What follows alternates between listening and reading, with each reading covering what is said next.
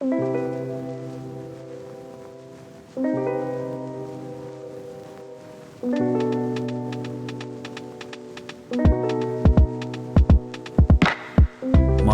is rolling, camera is on, and welcome back to episode 38 of the podcast, and welcome to the first episode of the podcast for 2021. I hope you've had an enjoyable Christmas break wherever you are around the world. I really do hope you enjoyed some time off, ate too much food, and if you don't celebrate Christmas, I hope you just enjoyed some much needed time away from work. And I hope you enjoyed your New Year's Eve wherever you are in whatever capacity you're able to, because I know there's still a few people that aren't really able to do much at the moment with the restrictions that they're at, which is funny. We had a similar situation here, obviously not full scale, which I'm thankful for. We spent about 8 months in a full scale lockdown here in Melbourne this year, but thankfully we weren't going through that now, or aren't going through that now. But one thing that did happen is we had a little spike in cases on New Year's Eve, and at the very last minute, at about 11 a.m, they changed the rules from 30 indoors to 15 indoors. So we went from being able to have 30 people at a friend's place to then having to cut that list in half. But the little loophole we managed to find was that you can only have 15 indoors, but you can have 100 outdoors. So my group of friends essentially just picked up everything that we were going to be using at the house. So the marquee, the speakers, the DJ set, everything that we were going to be using, and just moved it to a park and ended up inviting a whole bunch of people, and we had a great time, and it was a really nice night, and yeah, it was lovely. So I hope you guys have enjoyed your New Year's wherever you are. I did plan on kind of just steamrolling straight through the holidays with this podcast. I kind of planned on, over the last 2 weeks, it being one of the only things that I was actually doing. Let me just start my timer on here. I forgot to do that. I planned on it being one of the only things that I continued to do right through the holidays. I wanted to take a break from, posting on social media, take a break from my phone, take a break from doing too much. I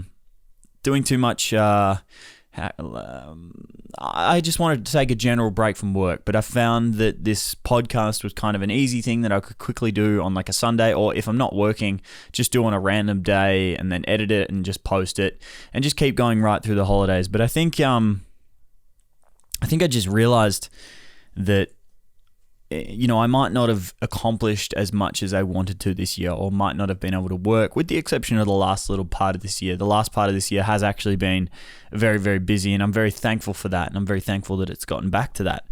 But the year on the whole wasn't nearly as productive as I thought, and I think that the thing I realized, and I'm glad to see a lot of my friends, a lot of my work friends, a lot of people I know taking some time off, is because I think stress is stress, regardless of whether it's productive or not.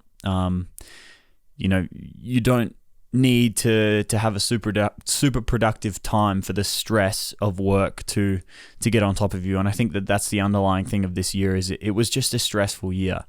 It was just a very, very stressful year, and I can only speak for myself, but it certainly got on top of me at times. There were certainly moments where, with the stress of the unknown, the stress of not knowing how I was going to work, the stress of not knowing when I was going to be able to work, and whether I was going to have enough money, whether I was going to be able to make any money, like all these sort of stresses, even though they weren't productive stresses, it still has the same toll on your body. So I just got to, about a week before Christmas, and I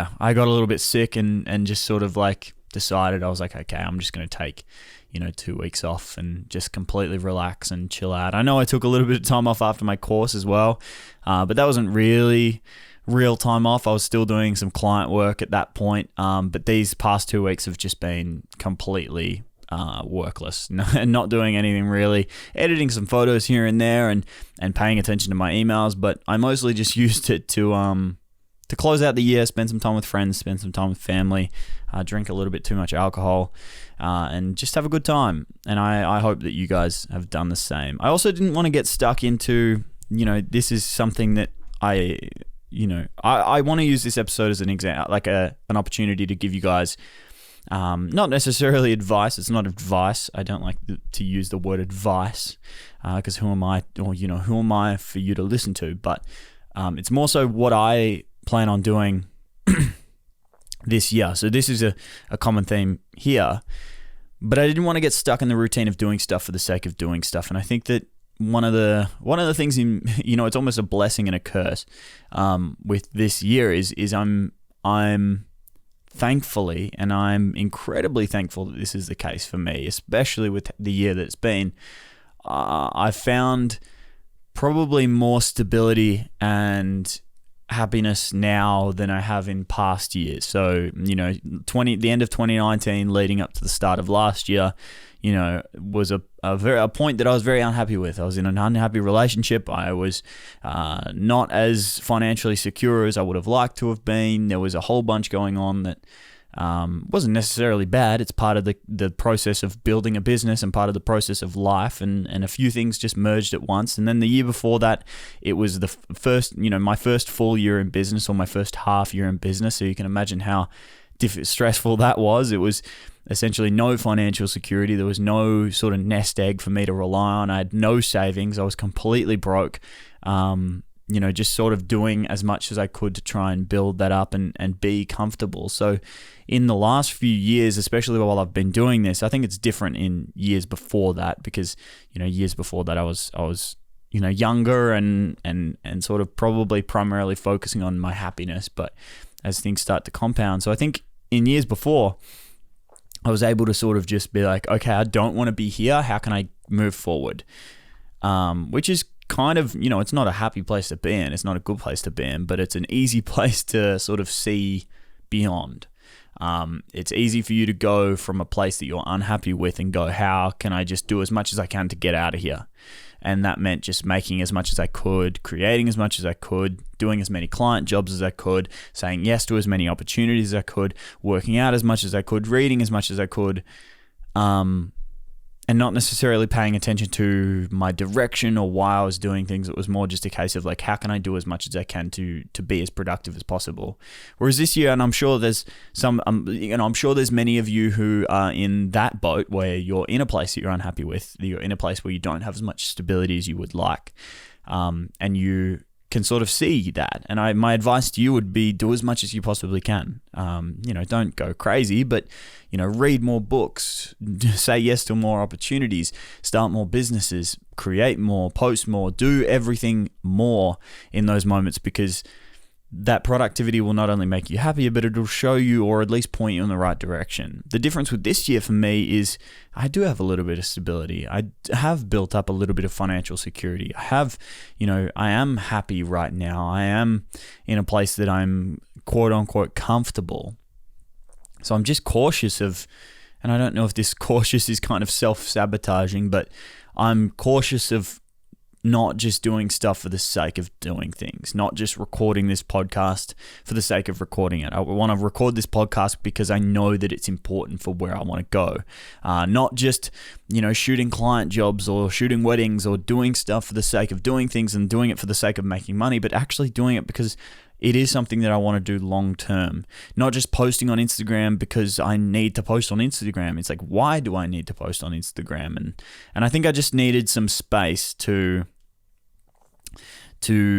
recognize that and maybe figure out where my focuses need to be, where my attention needs to be, rather than just sort of doing it for the sake of doing it. And I think I think this year will be interesting. It'll probably be slower than my past years. I've sort of given myself the ability to narrow down my focus to a few key things.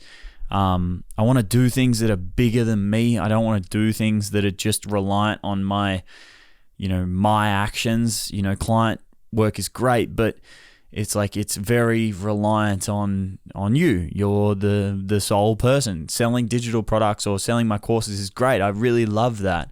But at the end of the day, if I'm not posting on Instagram, I'm not selling courses. Or I'm not posting on YouTube, I'm not selling courses. So there's a few things that I want to do that are bigger than that.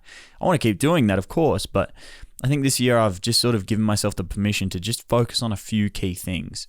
So if I'm a little bit quieter this year, you can expect that. Or if I'm louder, maybe I'll figure out in the next week or so. I sort of have.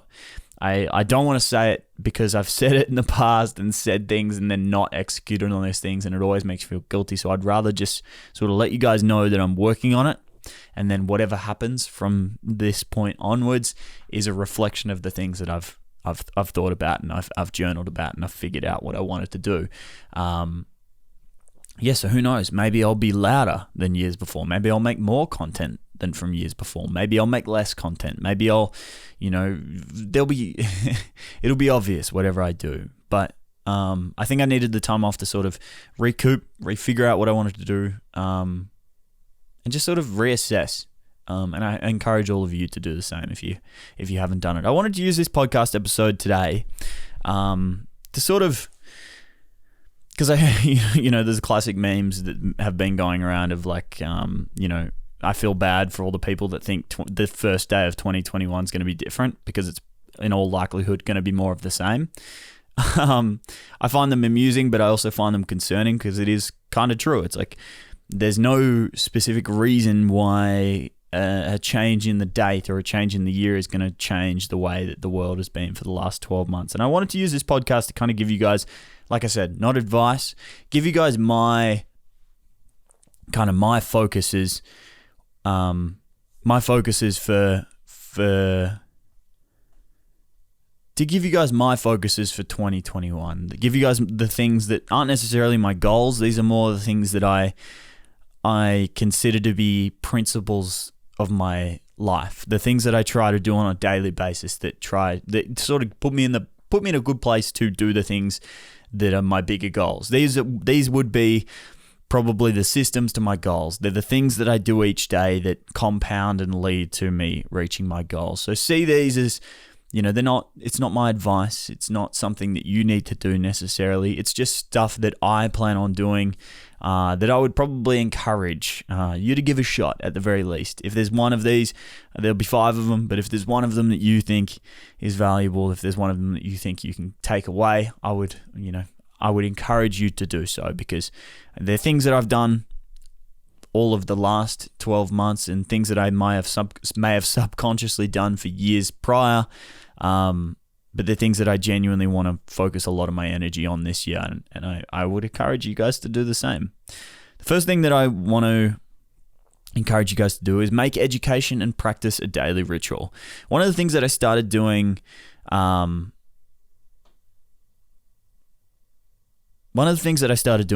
2020, towards the middle of the year when I was feeling a little bit of burnout, was that I dedicated time at the same time every day. It was after I read Atomic Habits. And one of the things in Atomic Habits was the idea of systems versus goals. And I'll get to this later on because it is something that's included in this list. But in Atomic Habits, he talks about the idea of systems versus goals. And I've spoken about this on the podcast before. I've spoken about it a few times, actually. It's a very profound way of describing it. If any of you listen to Zach Kravitz's podcast, Rambling Radio, he describes them as domino goals versus goals. It's like, how are the domino pieces going to set in play for you to achieve your goals? How many dominoes do you have to check down? For me, or for James Clear in Atomic Habits, it's systems. What are the systems that you can set in place for you to achieve your goals? And one of the things that I did this year that really helped me out, or really helped me to recognize that burnout for me creatively is a lot of the time just me not giving myself the time to commit to those things. Or for me, finding myself not reading is simply me not giving myself the time to read. It's pretty hard to do something, or it's pretty hard to make something a priority when you never give it the opportunity to be a priority in the first place. A really specific example with this is I started creating again. I was in a spot of just complete and utter dissatisfaction with Instagram and with creating for Instagram and posting on Instagram and doing really anything in that space. And for a long time, I considered it to be burnout. And I read this book, and I gave myself the ability to, because obviously I wasn't able to shoot for a big chunk of this year, but I just said to myself, for 30 minutes to an hour, every single morning, first thing. So, first thing I do once I sit down at my desk. Not necessarily the first thing in the morning, because I often train in the mornings, but first thing that I would do when I sit down at my desk is give myself 30 to 60 minutes to just edit photos. If I want to continue after that, I can, but the first 60 minutes at least needs to be dedicated to editing photos. And a really profound thing happened when that happened, or when I gave myself the opportunity to let that happen, is I started creating more. And then I started to enjoy creating more again. And then I started to create more because I was enjoying creating more and I was giving myself the time to create more. And I began to realize that in a lot of circumstances or a lot of situations, whether it be exercise, whether it be your creativity, whether it be writing, whether it be whatever, it's the idea from, what's his name? Stephen Pressfield. It's turning pro. It's showing up. It's like, what was it? It's like creativity. What was the quote? It was like creativity doesn't, I'm paraphrasing this and butchering it, but creativity doesn't necessarily show up all the time, but it tends to be there when I need it at 9 a.m. when I show up to work, or something along those lines. It's essentially like if you show up to work at 9 a.m. and you have to write something, then creativity is going to show up eventually. And I think that for me, it was a really profound experience in the sense that I was not wanting to create at all. But suddenly, by just sitting myself in front of Lightroom or Photoshop once a day for 60 minutes, suddenly I began to realize that, I'm just not giving myself the opportunity to start. Because when something's, compounds and compounds and compounds, it's like if you've been telling yourself you're going to go for a run every day for 6 months and you haven't gone for a run, going for a run on the 6th month and first day, that run's going to be a million times harder than if you had have just gone for that first run, because not only is the difficulty of the actual run compounding, it's the difficulty, the fact that you've put it off over and over and over again. So how can you apply this to 2021? We'll make education or make practice a part of it. Make the things that don't necessarily pay you, but will pay you dividends in the future, make those things a priority. Whether you want to learn about investing, something that I've been doing recently is learning a lot about investing. I've been doing it all year. It's a newfound obsession of mine this year. And I've just made sure that each day in some capacity, whether it be reading a book, reading an article, jotting down something I read online, watching a video, whatever it is, I'm trying to do one thing each day to educate myself in this area. Whether it be for you, it might be reading personal development, or it might be reading creative theory, or it might be editing photos like I was, or it might be, shooting footage of you talking to camera. That was another thing that I did earlier this year that I thought was really great, is I just recorded more. I just picked up my camera and spoke to the camera more, and it made me super comfortable with this. Recording this podcast is just something that I do at the same time. It's a ritual rather than something that I have to motivate myself to do. So make education and practice, or the things that don't necessarily pay you now, part of your daily routine. Don't let the urgent things, don't let the things that don't necessarily mean that much to you, but are really important in that moment, don't let those things overwhelm the rest of your life. Try to make reading, try to make meditation, try to make exercise, try to make, practicing your craft, try to make those things a priority this year, because I think it's one that you should do, but you sort of never really think to actually do it. This is an interesting one. This is a really interesting one that I heard on a podcast. If any of you listen to Neil Carr and Jordan Shanks, Neil and Jordan podcast, they had an episode, I think 3 or 4 episodes ago by the time you're listening to this. And it was to learn one new word every day. And I can't remember the statistic verbatim, but it's essentially, they essentially put out a statistic where it's like they had a cohort of people that learnt one new word every day for a year, and that cohort of people increased their earning potential at the job that they're currently in by something crazy, some crazy percentage, and just by learning one new word every single day. Our working memory can only, it's like, what was it? It was like, for me, it's important because 1, I love podcasting and I love doing this, but 2, it's just a simple thing that I think you can do to really help with the rest of your life. It comes back to what I just told you about. Do the things that don't necessarily pay you now, but will pay you dividends in the future in other ways. For me, by learning one new word every day, it's giving me more potential to express myself. And that might not necessarily make sense. Like, what, are you just going to use bigger words in conversation? No, it goes deeper than that. If you think about the compounding effect, or think about in the context of conversations with friends, or an argument with a partner, or a disagreement with a colleague at work, think about those contexts. And think about the compounding effect of simply being able to explain yourself or simply being able to express your position stronger in those situations. Think about the compounding effect of that over time. If you're able to improve your ability of expression just a little bit over and over and over again. Does that make sense? It's like one really profound way that I heard it. I know I've used the word profound so many times in this podcast, and I hate using buzzwords like that. But one of the things that I read recently in an article, and I might link the article down below as well. One of the things that I heard in this article, or one of the things that I read in this article, is that your working memory is essentially the information that you use on a daily basis, or the information that you have to use routinely. That's your working memory, or the things that you need regularly. So think about that as your vocabulary. Think about that as your routines, your actions, the things that you know, driving a car, the things, breathing, walking, those things that I'm probably butchering this science here, but I'm going to try to explain it as best I can with the expression I have available. But by essentially learning new words, you're increasing your own capacity to hold information. By giving yourself a stronger vocabulary or a better form of expression or a stronger form of expression, you are widening your ability, or you're widening your working memory's ability to retain information, because it has a better way of explaining the information in more unique ways. So if your vocabulary is 10 words, there's only a finite amount of information that you can hold within those 10 words, because you're literally limited to the amount of words that you have available to you. If your vocab is 100 words, then that compounds. If your vocab's 1,000 words, that compounds again. And you can sort of begin to see that by just focusing on learning one new word every day, or that's something that I'm going to do this year, by focusing on learning one new word every single day, that compounds and compounds and compounds and compounds quickly. So what can you do? How am I going to do this? What can you do to actually do this? Because it's all very well and good to say, learn one new word every day. But do you want me to, am I trying to tell you to pull out a dictionary and read the dictionary every day and jot down new words that you read?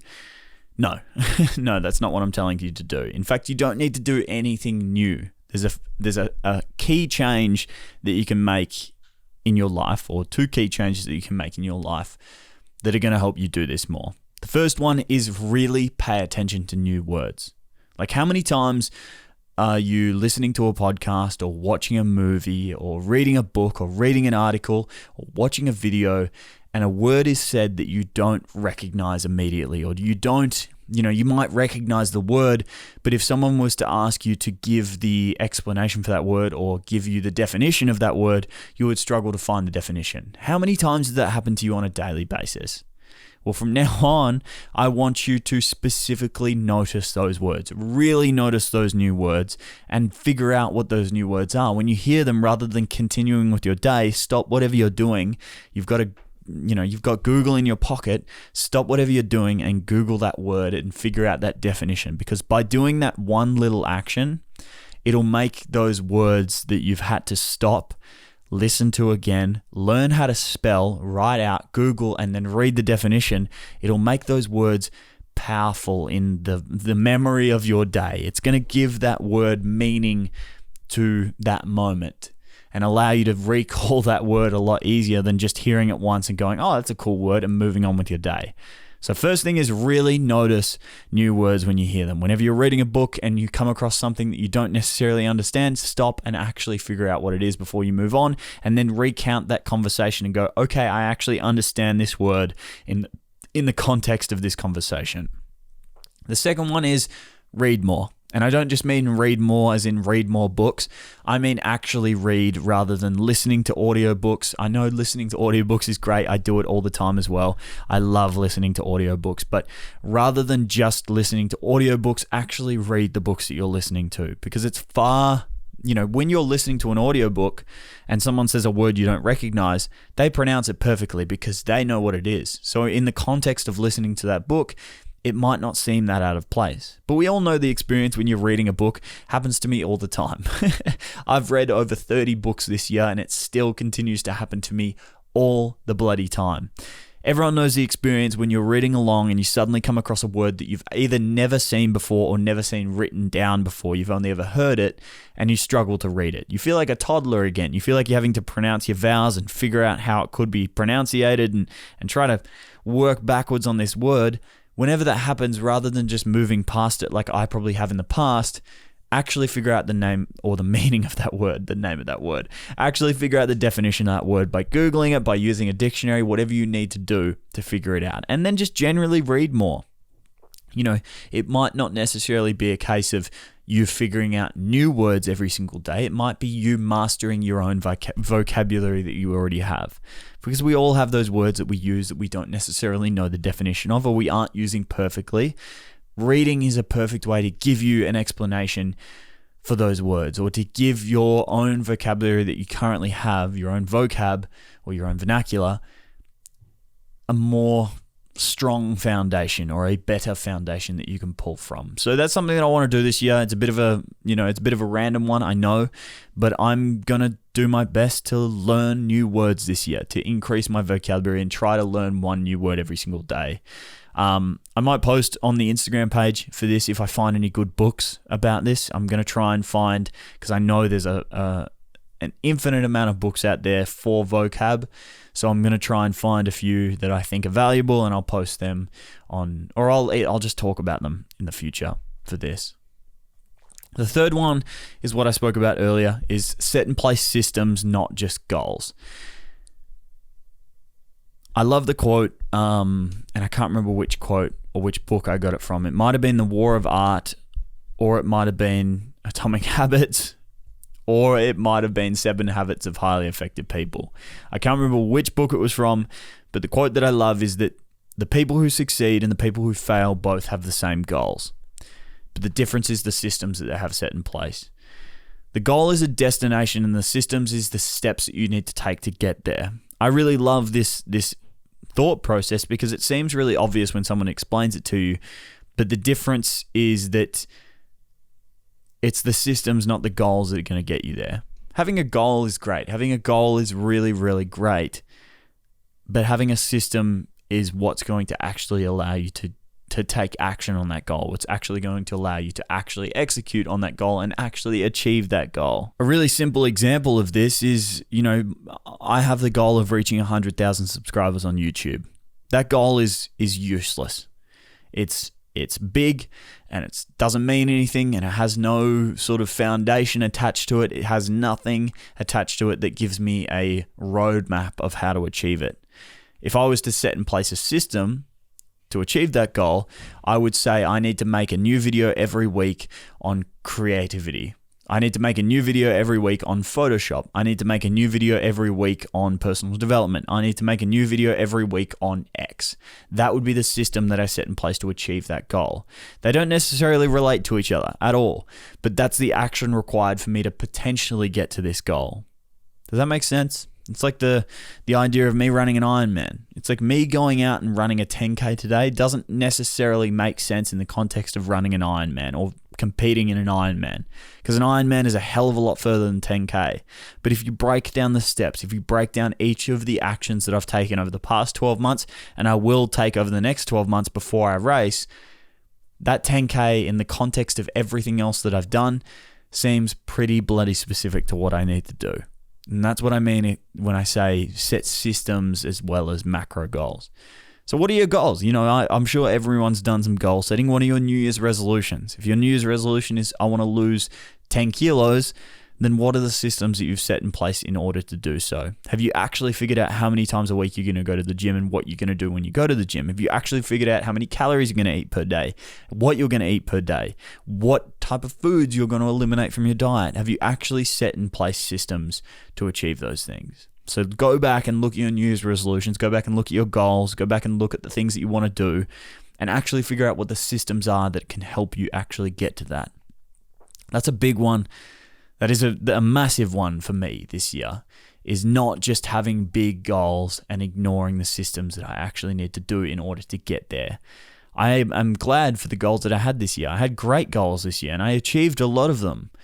but the path that I took in order to achieve them is about as random as you can possibly get. One of the biggest goals I had this year was to make a full-time income from my social media and my YouTube channel.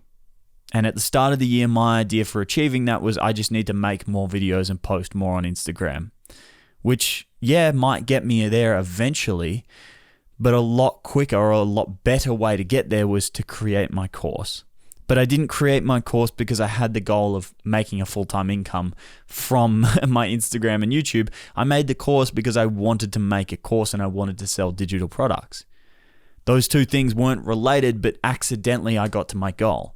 Whereas if I had have actually just sat down with that goal of I want to make a full-time income from YouTube and Instagram, I would have gone, okay, how do people make money from YouTube and Instagram? Okay, they sell digital products. Okay, they do affiliate marketing. Okay, they do X, they do Y. Whereas I just saw that goal and I went, okay, YouTube, Instagram, I need to do more YouTube and Instagram. I didn't think about how I could actually go about achieving that goal. And that's the difference.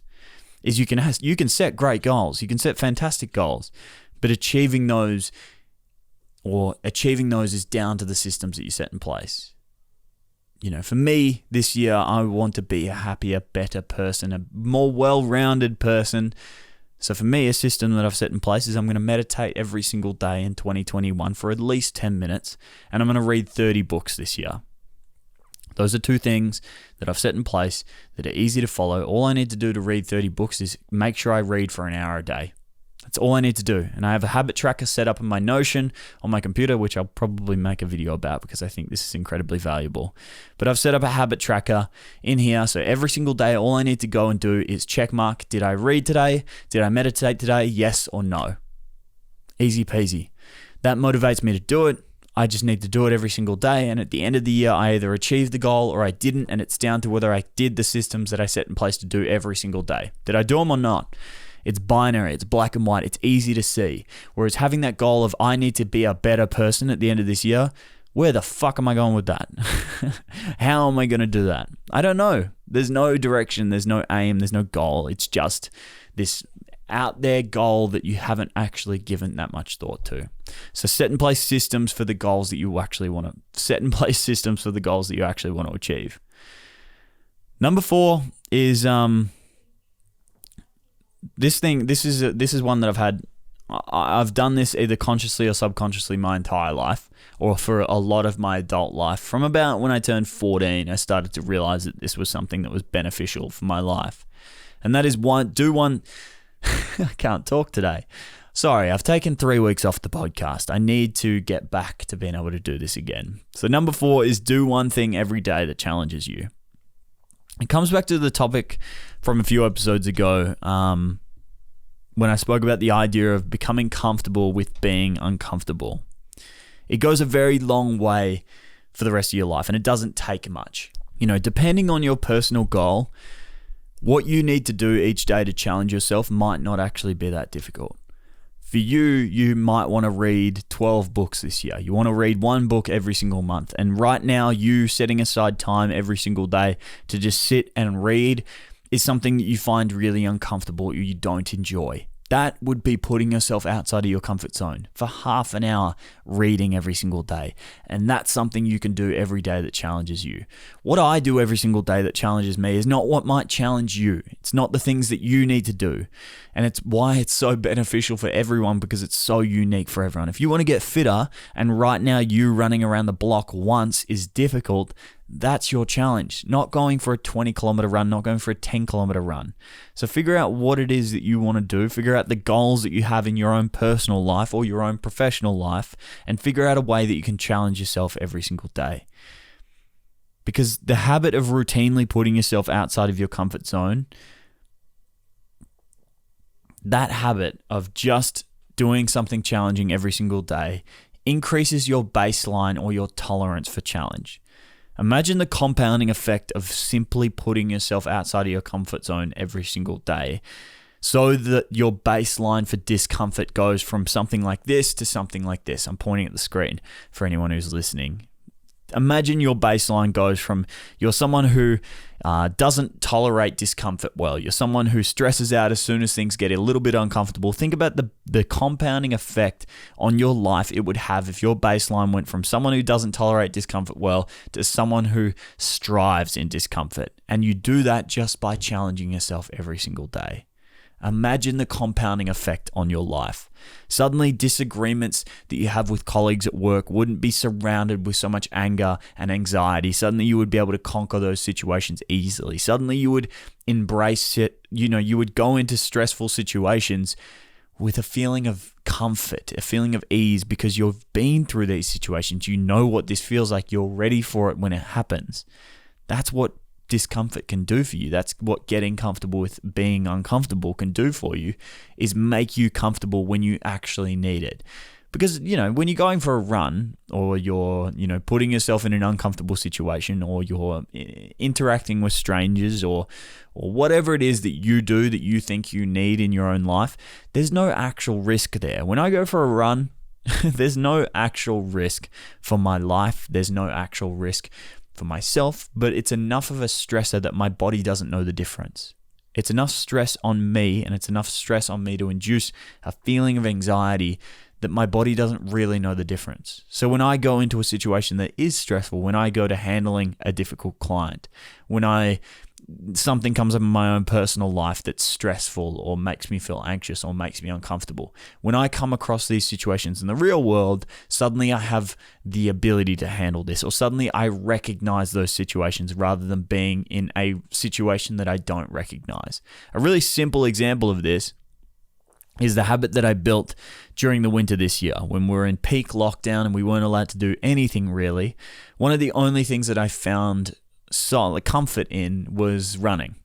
I was able to keep running. There was a period there where I was injured, but for most of the year I was able to keep running. And one of the things that I built a routine around was early mornings generally, but my favorite thing that I did all year, and I find it absurd that I now enjoy this. It's obviously still difficult for me, but it's something that as soon as I leave the house, there's a big grin from ear to ear, and I love it every single time, and I'm not lying to you. If you ever see me out running at 6 o'clock or 5:30 on a Monday morning, in all likelihood, you'll see me smiling. But one of the things that I started doing this year was I would wake up at 5 a.m., on Monday mornings, and I would run 20 kilometers before 7:30 a.m. And usually, this was the middle of winter. Usually it would be 2 or 3 degrees when I left the house at 5:30 in the morning. And I would be in my shorts, my running shorts, and a t-shirt and a hoodie. So it would be bloody freezing for the first kilometer or first 5 kilometers of the run. But the energy that you get, or the power that I felt when I would get home at 7:30 and get into the shower after running 20 kilometers before most people are even awake, it made me feel invincible. I genuinely felt like I could do whatever the fuck I wanted because I've already done the most difficult thing I could do. I've started Monday morning at 5 a.m. with the most difficult part of my week, and there is literally nothing that can come to me or come at me for the rest of the week that I'm not prepared for because I've put myself in that uncomfortable situation. So that's not what you need to do. I'm not telling you to get up at 5 o'clock in the morning and go for a 20-kilometer run. Maybe you're someone who's just not a morning person, so getting up at 5 a.m. is a difficult thing for you to do. Maybe that's all you need to do. You just need to get up a little bit earlier. And then by getting up earlier and starting your day at 6 rather than starting your day at 9, suddenly you get to 9 a.m. and you've got 3 hours of work done and you feel like you're invincible because you've started your day with something difficult. It's just little things like that that can compound over time that just add up in your life. They pay you dividends in the future. It's what I spoke about, and I've spoken about 3 times now in this podcast. It's like, what are the things that you can do now that don't necessarily pay you money, don't necessarily pay you in enjoyment, don't necessarily release dopamine right now. It's not scrolling through Instagram. It's not doing something you find enjoyable. It's not doing something that that pays you. But what are the things that you can do that are going to pay you dividends in the future? The things that you can do now and tomorrow and the next day and next week and next month that are going to pay you dividends in the future. What are those things that you can do? I'm getting a little preachy here. I didn't plan on getting preachy today. I actually planned on this being a chill episode. But here we are. And number 5, this is the last one. And this is what I spoke about at the start of this episode. And I think it's important. I think this one is really, really important, especially for me. I'm sure there's people out there, and I want to preface this by saying that if you are someone who's in a place right now where you don't necessarily know what you want to do, you're feeling a little bit directionless, or you're feeling a little bit lost, or you've lost, or you've changed careers, or you've just come out of high school, or you've just come out of uni, or you've just finished a job somewhere, or just quit your job, or just moved, and you're feeling a little bit lost, don't necessarily listen to this. This is more for the people that are consolidated and want to know what's next. If you're someone who is unsure of what they want to do, I want you to try as many things as possible. I want you to start a business this month and go and get a job next month, and then do something else the month after, and then run a marathon the month after that. I just want you to try as many things as you can, because it's in trying as many things as you can that you'll start to narrow your focus and come to that conclusion that I have this here of, I don't want to do things for the sake of doing things. Am I doing things that just use up time? Am I busy for the sake of being busy? But for you, being busy for the sake of being busy is good, because it's getting you in front of people, in front of things, in front of actions that are actually going to be good for you.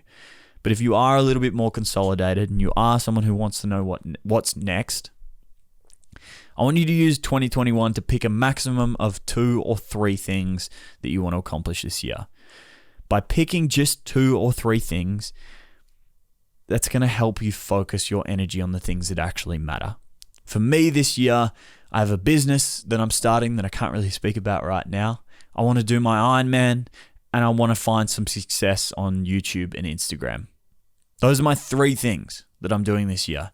I'm sure amongst those things, I'll shoot a few weddings. I'll shoot a few sports videos. I'll help out some clients that I've worked with in the past. I'll do a little bit of client work. I'm sure there's things that I'll do amongst those things. But those are my 3 primary focuses this year. My Ironman, my new business, and the success of my YouTube channel and Instagram. Those are my 3 primary focuses this year. And I want you to pick the same. I want you to pick 3 things that you can focus on, and restrict yourself to 3 things, because by doing that, it's going to lighten the load and focus your attention and actually make you more productive. When you don't have a million things happening at once, it's far easier for you to not procrastinate, because you're focused. You know what you have to do. You have a mission, and you're building a house. What's the term of, what is it? I think Will Smith said it. I can't remember what it is, but essentially like, lay one brick as best as you possibly can, and then lay the next brick as best as you possibly can, and eventually you'll have a house, rather than just focusing on building the house, because building the house is overwhelming, but laying this brick is what's important to build the house. Or the thing that Casey Neistat said a few times, it's like, if you have 10 things consuming your energy, you're going to build all of those 10 things to an average level, whereas if you have one thing consuming all 10 energy points, then you're going to be able to build that thing 10 times higher. And that's kind of the focus that you'll find in narrowing your energy, is how can you narrow it down to just a few key things that you need to do? Not necessarily just one, because I'm sure if you're listening to this podcast and you've only got one energy or one thing that you need to focus on, you're probably not listening to this podcast, because you've probably already found success in the one thing that you want to focus on. But if you are someone who's listening to this podcast, I'm sure you could benefit from focusing on a few key things, and just a few key things. So I hope that makes sense to you. I hope that does make sense to you. But above all else, I hope you guys have an enjoyable year ahead. I do hope you have an enjoyable year. I just want to kind of use this podcast as an opportunity to kind of remind you that, yes, it's been a crappy year. It's been a very crappy year. And I'm sure there's in my own life, there's plenty of circumstances where I wish it had gone differently. I had travel plans, I had work plans, I had some books, I had some jobs booked that were incredible for me. I had some amazing opportunities coming up, but I think that I'm glad with how the year went, but I'm also cautious of the fact that no one's going to change 2021 for me. Getting back to the place that we were before, or even just getting yourself to a place that you're happy with in 2021, isn't anyone's responsibility but your own. And these are the things that I'm going to do, or these are the things that I have set in place for myself that I know will help me, or I know will help me in the future. They might not necessarily, oh my God, I can't speak today. They might not necessarily help me this year, or they might not necessarily help me next year. But at some point in the future, these things will pay me dividends and help me achieve the things that I want to achieve. So I hope you've enjoyed this episode. I do hope you've enjoyed this episode. I'm going to leave it there. I'm happy to be back. I am really, really happy to be back. I hope you guys are enjoying listening to the podcast again. I'm sorry that I didn't let you know that I was going to be taking 2 weeks off. I understand that was probably a little bit of a shock for those of you who have been listening to every single episode, because I know there's a few of you who listen every single Monday morning, and I'm sure that was a bit of an inconvenience, so I apologize for that. I do not plan on stopping this podcast, so I hope it didn't come across that way at all. I just needed a little bit of a break. If you've enjoyed this episode, if you've enjoyed any of the episodes that I've put out lately, you guys know the drill. I would really, really appreciate it if you could share it with a friend. Share it with someone you know, or share it with someone you think may appreciate it. Or in this episode specifically, share it with a friend of yours who set some New Year's resolutions, or maybe you had a conversation with them about the goals that they want to achieve, or maybe they haven't set any goals or haven't set any New Year's resolutions, and you want to use this podcast as a way to help them do so. Send this podcast to them, let them know they should listen to it, and I would really, really appreciate it. Because if every single one of you did that, then we'd have twice as many listeners, and then if they did it again, we'd have 4 times as many listeners, and then we're off to the races. So I really appreciate everything. I really appreciate all the support that you guys have given me last year. I do really, really appreciate it. So thank you to everyone who listened routinely last year. But as always, I'm not your dad. You don't have to do anything I tell you to do. And I'll see you guys next week. Or I'll speak to you guys next week. I'll speak to you guys soon.